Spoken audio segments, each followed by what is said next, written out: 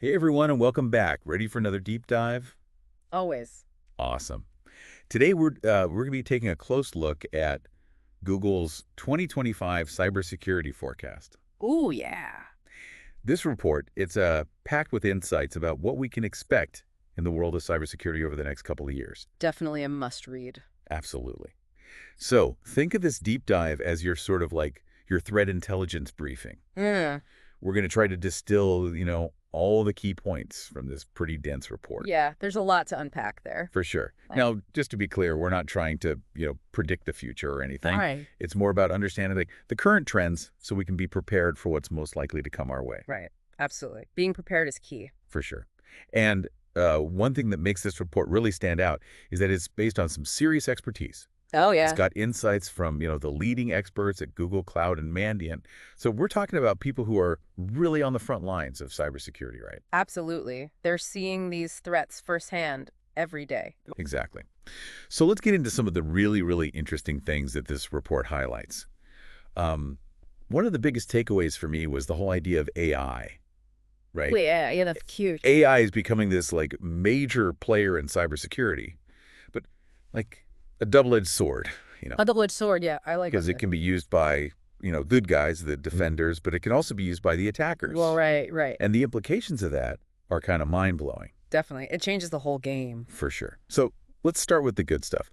The report talks about this shift towards like semi-autonomous security operations in 2025, Semi-autonomous. Yeah, that's which good. basically means that AI will be doing more of the heavy lifting when it comes to, threat detection and response. Exactly. Like having a superpowered security guard working 24/7. That's a great way to put it. Mm. So it's like having this tireless digital assistant that's constantly working to protect your systems. Right.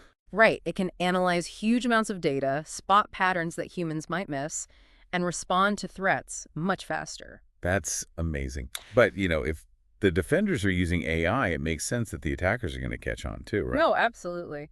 The report actually emphasizes how attackers are rapidly adopting AI to make their attacks much more sophisticated and evasive. That's scary. Can you give me an example of what that might look like? Sure, imagine receiving a phishing email. Right. But this email looks exactly like it's from your bank, perfectly crafted to trick even the most vigilant users. Oh, wow. And it's able to bypass all those traditional spam filters because it's been, carefully crafted by AI. That's a really unsettling thought. Like, how would you even know it's a fake? Exactly. That's the challenge, right? The lines are blurring because these AI-powered attacks are evolving so quickly. Right, right. It's becoming increasingly difficult to tell them apart from legitimate communications. And it goes beyond just email, too. Yeah. Think about deepfakes. Videos that look and sound incredibly real but are actually completely fabricated. Oh, yeah. I've seen some of those. They're pretty freaky. They are, and they can be used for all sorts of malicious purposes. Like what? Identity theft, financial fraud, even manipulating public opinion. It's a whole new level of deception. Yeah, that's really scary. So we're not just talking about a technical issue here, right? No, not at all. Like, these AI-powered attacks have the potential to really mess with our entire digital ecosystem. Absolutely. They can erode trust in online information and make it even harder to separate truth from fiction. And that brings us to another concerning trend that the report highlights. The whole idea of, AI being used for information operations, Information operations, yes. especially by nation-state actors. Right. The report specifically mentions China and Russia Yeah, they're investing heavily in this area. as investing heavily in using AI to create and spread disinformation on a massive scale. Exactly. They're leveraging AI to create highly targeted propaganda and manipulate public opinion. So basically, we're talking about a whole new level of Yeah. propaganda and manipulation, right? In a way, yes.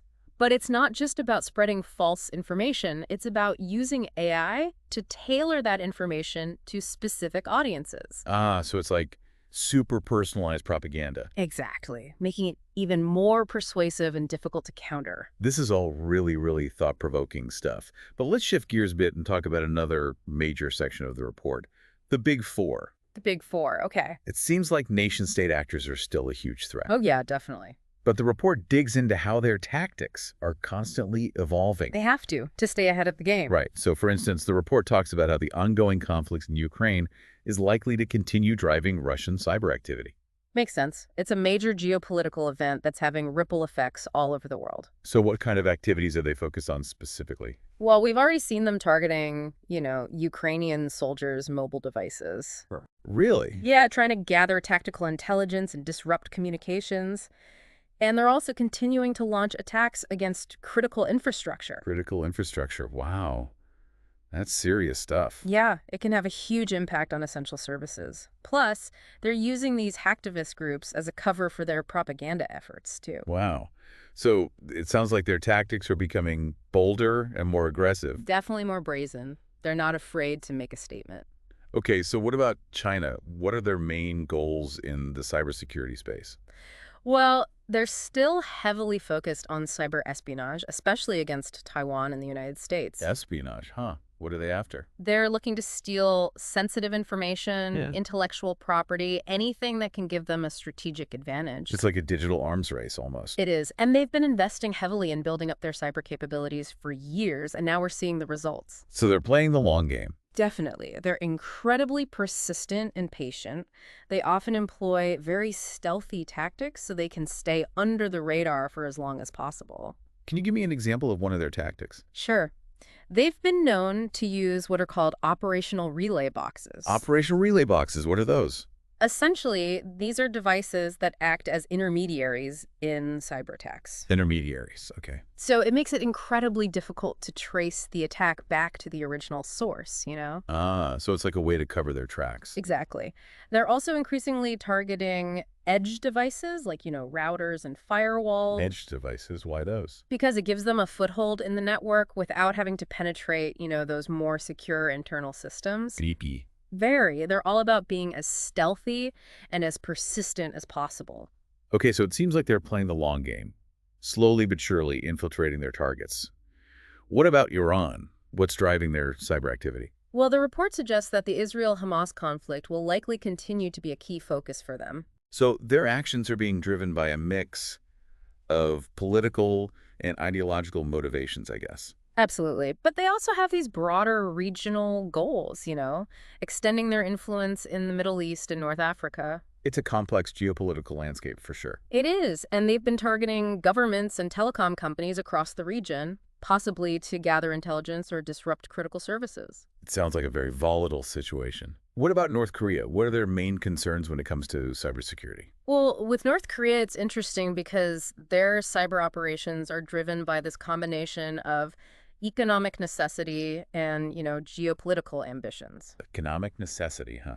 What do you mean by that? Well, they're a relatively poor country and under heavy sanctions, so they're constantly looking for ways to generate revenue. So they're turning to cybercrime to make money. Exactly. They've become incredibly skilled at stealing cryptocurrency. Cryptocurrency, wow. So they're targeting like individuals and businesses to steal their digital assets? Exactly. They've also been known to target financial institutions around the world. So they're not just after crypto, they're after traditional money too. Right. But it's not just about the money. They also have geopolitical goals. Right. Like what?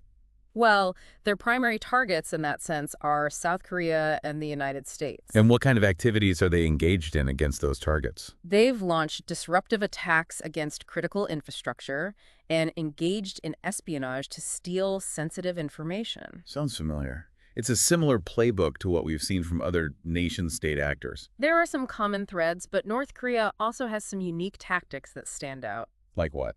One particularly concerning trend is their use of Trojanized open-source software to target developers. Trojanized open source software, that sounds complicated. It is, but essentially they create malicious versions of popular software tools and trick developers into downloading them. So it's like a trap. Exactly. And once that malicious software is installed, it gives them a backdoor into sensitive systems. That's devious. Anything else we should be aware of when it comes to North Korea? Another concerning trend is the increasing use of North Korean IT workers using fake identities to infiltrate companies around the world. Wait, really? So they're essentially planting spies within companies. In a way, yes. They apply for legitimate jobs, often in the tech sector, and then use their position to gain access to sensitive information or systems. Wow. It's like something out of a spy movie. It's a very effective tactic because it lets them bypass traditional security measures and gain access from within. All this talk about nation-state actors is giving me chills. It feels like we're living in a digital spy thriller. It's definitely a complex and challenging landscape, but let's move on to a threat that's perhaps a bit more familiar: ransomware and extortion. Ransomware, yeah, it's something everyone's heard of. It's been making headlines for years. For sure. But I'm guessing there are some new twists to this story, right? Mm. What should we be aware of in 2025 and beyond? Well, the bad news is that ransomware remains one of the most disruptive cyber threats out there. And it's not just about encrypting data anymore. What do you mean? The criminals behind these attacks are now using what's called a multifaceted extortion approach. Multifaceted extortion. What does that mean exactly? It means they're not just locking you out of your data and demanding a ransom to unlock it. Right, that's the classic ransomware move. Exactly. But now they're also stealing sensitive information and threatening to leak it publicly if you don't pay up. So it's a double whammy. They get to extort you twice. Exactly. And even if you do pay the ransom, there's no guarantee they'll actually delete the stolen data. Oh, wow. So you're essentially paying for the hope that they'll keep their word, but there's no real guarantee. Sadly, that's the reality. It's a high-stakes gamble. And the impact of these attacks can be devastating, right? Absolutely. Think about a ransomware attack on a major hospital. Okay. It could disrupt patient care, block access to medical records, and even prevent life-saving treatments. That's a terrifying thought. So what can people do to protect themselves from ransomware? Well, the most important step is to make sure you have strong backups of your data Backups, and guys. to keep those backups offline. That way, even if your systems are compromised, you can restore your data without having to pay the ransom. Yeah, that's great advice. Yeah. Anything else? It's also crucial to keep your software up to date, to patch those known vulnerabilities that attackers exploit. Right. So those software updates that we always ignore, we should probably start paying attention to those. Absolutely. They often include important security patches. And be very wary of phishing emails and suspicious links. Pushing emails, yeah, they're everywhere. They are, and they're often the initial entry point for ransomware attacks. So basic cyber hygiene is still essential, even in the face of these more sophisticated threats. Absolutely. Oh. You wouldn't leave your front door unlocked, and you shouldn't leave your digital doors open either. That's a great analogy. Okay, let's move on to another threat that's been gaining traction. Infostealer malware. Infostealer malware, yeah, it's nasty stuff. What exactly is that, and why should we be concerned about it? Well, as the name suggests, it's designed to steal sensitive information from your devices. Steal information like what? Things like login credentials, financial data, credit card numbers, personal information, anything that could be valuable to a cyber criminal. So it's basically spyware. In a way, yes, but it's become incredibly sophisticated in recent years. How so? These tools are now very good at evading detection, even by antivirus software, and they've become so accessible that even less skilled hackers can use them to steal information. So anyone could be a cyber criminal these days, huh? That's the concerning trend. The barriers to entry are getting lower and lower. So what's the biggest danger posed by these info stealers? The biggest danger is the compromise of your online identities. Online identities, right? Once criminals have your login credentials, they can access your bank accounts, social media profiles, email accounts, you name it. And that's especially dangerous if you don't have multi-factor authentication enabled, right? Absolutely. Multi-factor authentication adds that extra layer of security. Right, because it requires you to enter a code from your phone or email in addition to your password. Exactly. And it makes it much harder for criminals to access your accounts, even if they do manage to steal your password. So basically, these info stealers are making the whole issue of password security even more critical. Absolutely. You need to be incredibly careful about the websites you visit and the links you click. No more clicking on those random links on social media. Right. And if a website or app offers multi-factor authentication, enable it. It's one of the simplest but most effective ways to protect your accounts. Great advice. All right. All this talk about, sophisticated malware and nation-state actors, it really makes it seem like cybercrime is becoming incredibly complex and difficult to combat. It's definitely a challenge. The threat landscape is constantly evolving, and the attackers are getting more sophisticated all the time. And there's another trend that's adding fuel to the fire, right? There is. It's called the democratization of cybercrime.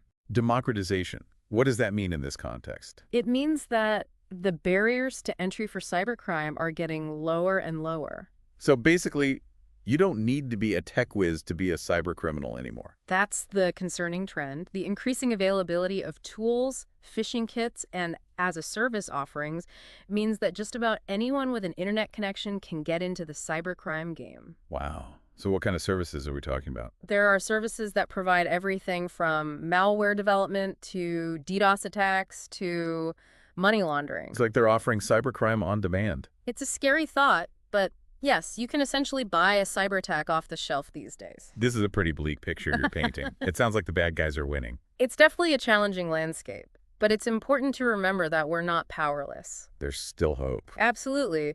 There are things individuals and organizations can do to protect themselves. We've already talked about some of them, like enabling multi-factor authentication and keeping software up to date. Right, those are the basics. Exactly, but there's more we can do.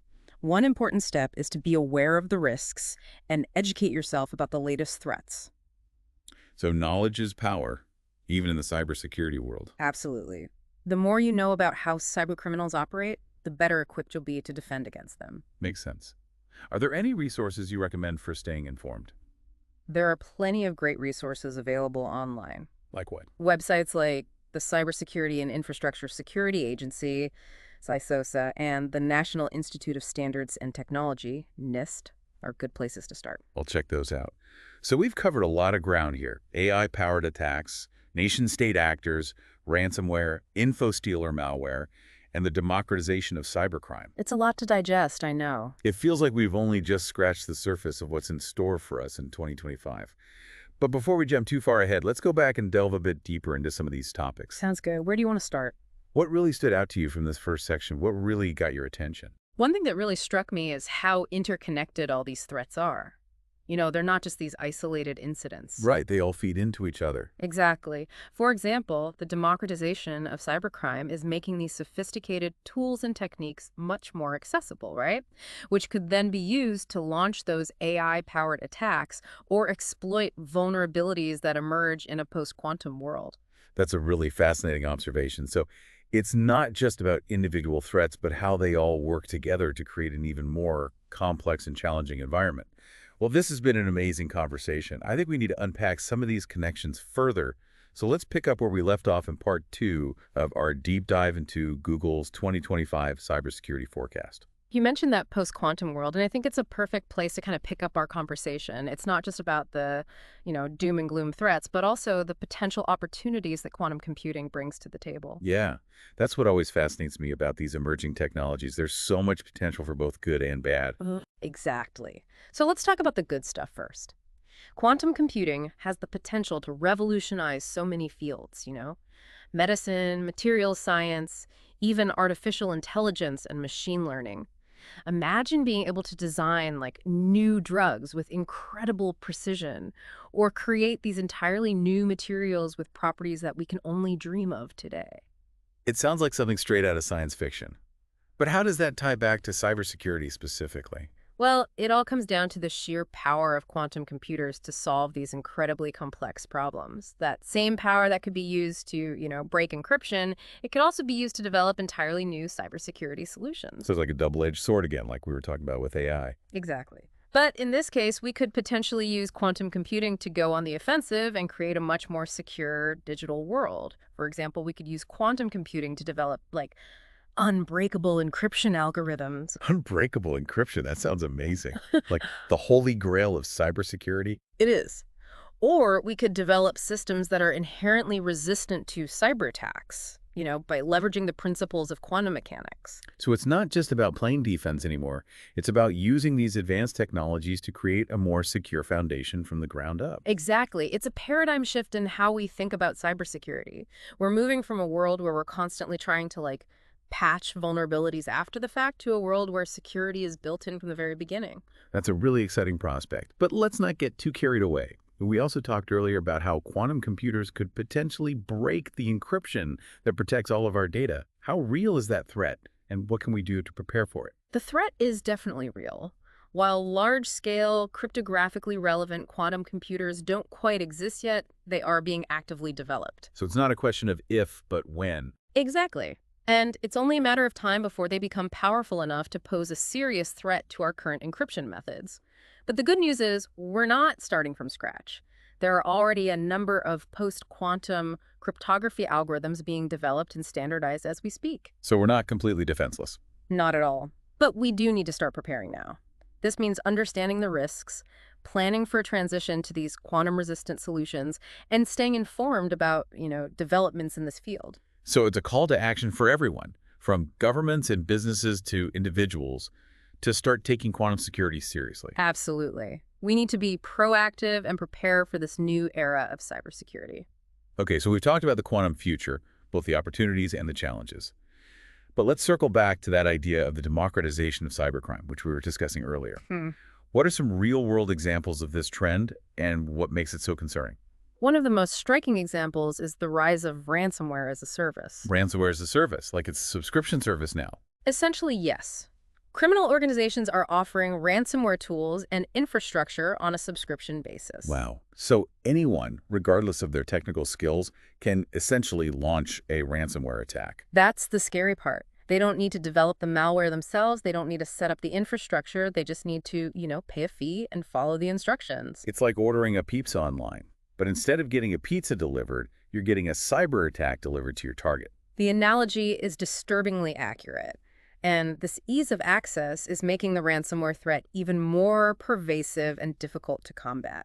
Right. It's not just a few, highly skilled criminal organizations that are launching these attacks anymore. It's anyone with a grudge, a desire for profit, or even just a morbid curiosity. Exactly. And that's what makes it so challenging. The threat landscape is becoming much more diverse and unpredictable. Okay, so ransomware as a service is a pretty disturbing example. Are there any other examples of this democratization trend that we should be aware of? Another concerning trend is the proliferation of phishing kits. Phishing kits. What are those? These are essentially like prepackaged bundles of tools and scripts that allow even novice attackers to create these very convincing phishing websites and emails. So it's like a DIY kit for cybercrime, no technical skills required. Essentially, yes. They're widely available on the dark web and even on some legitimate online marketplaces. That's pretty unsettling. So it seems like the barriers to entry for cybercrime have never been lower.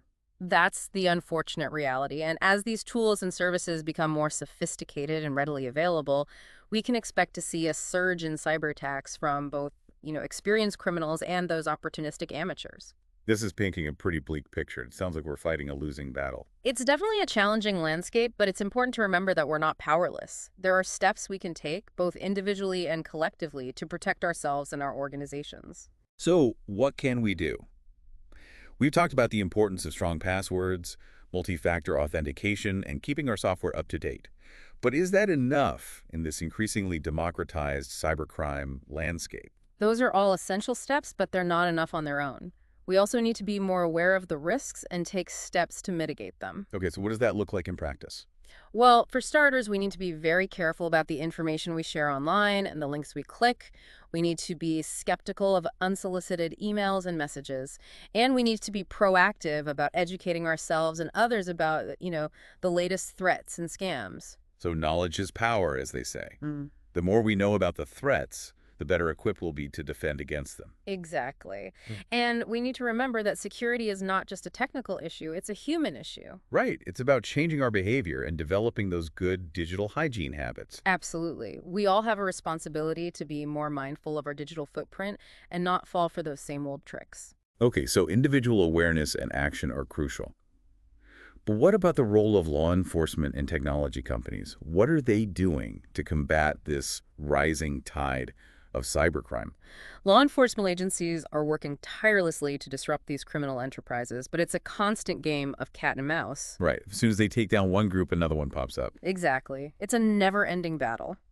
And technology companies are also playing a crucial role. How so? They're constantly developing new security measures and working to take down malicious websites and infrastructure. So it's a collaborative effort between law enforcement, tech companies, and individuals. Absolutely. We all have a role to play in securing the digital world. It's not just the responsibility of the experts or the authorities. It's something we all need to be actively engaged in. This deep dive has been incredibly insightful. But I have to admit, I'm starting to feel a little overwhelmed by the sheer scope of the challenges we're facing. Is there any reason to be optimistic about the future of cybersecurity? Absolutely. Despite all the challenges we've discussed, there's also a lot of innovation and progress happening in the cybersecurity field. Oh, that's good to hear. Can you give me some examples of those positive developments? One area that I'm particularly excited about is the development of artificial intelligence and machine learning for cybersecurity. We talked about how AI could be used by attackers, but you're saying it can also be used for good. Absolutely. AI and machine learning have the potential to revolutionize the way we detect and respond to threats. Imagine a system that can learn from past attacks and proactively identify and block new threats before they can even reach your systems. That's incredible. It's like having a digital immune system that's constantly learning and evolving. Exactly. And that's just one example. There are also some exciting developments in areas like blockchain technology, biometrics, and quantum cryptography, all of which have the potential to significantly enhance our cybersecurity posture. So it's not all doom and gloom. There are reasons to be hopeful about the future. Absolutely. The future of cybersecurity is full of challenges, but it's also full of opportunities. And if we work together, we can create a more secure and resilient digital world for everyone. That's a great note to end on. This deep dive has been incredibly informative, but before we wrap things up, let's take a moment to reflect on everything we've discussed so far. What do you think is the biggest takeaway for our listeners? I think for me, the biggest takeaway is that, cybersecurity, it's not just an IT issue anymore. It's a societal issue. It affects all of us in every aspect of our lives. Yeah, absolutely. It's something that touches everything we do. And the threats we face are, complex and constantly evolving, from geopolitical tensions to like the democratization of cybercrime. It's a whole new ballgame. And it's not just about protecting our data and our devices, right? It's about protecting our privacy, our freedoms, and our way of life in this increasingly digital world. Exactly. We live in a hyper-connected world, and that connectivity comes with incredible opportunities, but it also comes with, unprecedented risks. So we need to Yeah. be mindful of that. So as individuals, what can we do? It's easy to feel overwhelmed, by the scale and sophistication of these threats. It's true, the challenges are significant, but it's important to remember that we're not powerless. There are things we can do to protect ourselves and our communities. So give us some actionable advice. What can we do? Well, first and foremost, we need to be more aware of the risks. Educate yourself about the latest threats, understand how they work, learn how to protect yourself. There are tons of resources available online. You've got, government agencies like CISA and NIST, cybersecurity blogs, podcasts. There's a wealth of information out there. Knowledge is power. What else? We need to be proactive about our security. Right. Don't wait for something bad to happen before you take action. Start by implementing those basic security measures like strong passwords, multi-factor authentication, software updates. Those are the foundational things. Right, those are the basics. But, it always feels like the bad guys are one step ahead. How can we keep up with their constantly evolving tactics? That's where critical thinking comes in. Don't just blindly click on links, open attachments. Be skeptical, be cautious, think before you act. If something seems too good to be true, it probably is. So it's about being more mindful of our digital footprint and not falling for the same old tricks that have been around for years. Exactly. And remember, security is not just a technical issue. It's a human issue. We need to change our behavior. We need to develop those good digital hygiene habits. Think of it like washing your hands in the digital world. I love that analogy. Just like we wash our hands to prevent the spread of germs, we need to practice good cyber hygiene to prevent the spread of malware and other digital threats. Exactly. And it's something we need to be doing constantly, not just once in a while. This whole deep dive has been a real wake-up call for me. I'm going to be a lot more careful about my online activity from now on. That's great to hear. And remember, it's not just about protecting yourself. It's about protecting your family, your friends, your colleagues, everyone in your digital circle. Spread the word, share the knowledge, right? Exactly. We need to work together to create a more secure digital world for everyone. Well, this has been an incredibly informative and thought-provoking discussion. Thank you so much for sharing your expertise with us. It's been a pleasure. I'm always happy to help people understand, this complex world of cybersecurity. And to our listeners, we hope this deep dive has given you a better understanding of the threats we face in 2025 and beyond. Remember, security is a shared responsibility. Be informed, be proactive, and stay safe out there.